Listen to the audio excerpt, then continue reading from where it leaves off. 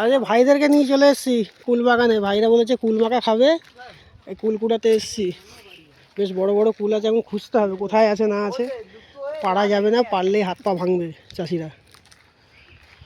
ওই নিচে থেকে কুড়িয়ে নিয়ে নাও, কিন্তু গাছে হাত দিও না। এখন খোঁজাখুঁজি চলছে। বিশাল পেয়েছিস ভাই? পাচ্ছিস না?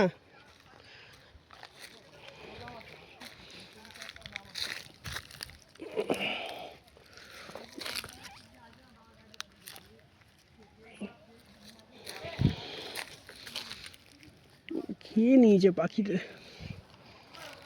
পাখি খাওয়া কুল নাকি শুনেছি মিষ্টি হয় খেতে খুব।